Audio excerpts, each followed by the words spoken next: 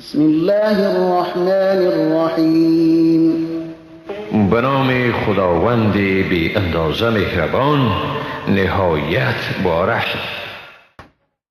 الطلاق مرتان فإمساك بمعروف أو تسريح بإحسان ولا يحل لكم أن تأخذوا مما آتيتموهن شيئا إلا أن يخافا ألا يقيما حدود الله فإن خفتم ألا يقيما حدود الله فلا جناح عليهما فيما افتدت به تلك حدود الله فلا تعتدوها ومن يتعد حدود الله فأولئك هم الظالمون.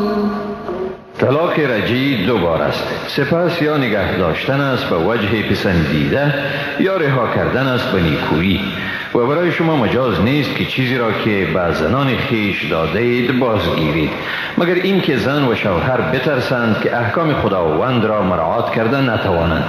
اگر شما ترسیدید که زن و شوهر احکام خدا را برپا نمی کنند پس بر زن و شوهر گناهی نیست که زن در برابر گرفتن طلاق خود عوض بدهد. این است احکام خداوند، لذا از آنها تجاوز نکنید. اگر کسی از احکام خدا تجاوز کند پس این گروه ایشانند ستمگار. فإن طلقها فلا تحل له من بعد حتى تنكح زوجا غيره فإن طلقها فلا جناح عليهما أن يتراجعا إن ظنا أن يقيما حدود الله وتلك حدود الله يبينها لقوم يعلمون. پس اگر شوهر زن خیش را برای بار سوم طلاق داد در این حال بعد از این زنش برای او حلال نمی شود تا آن زن شوهری دیگر بگیرد.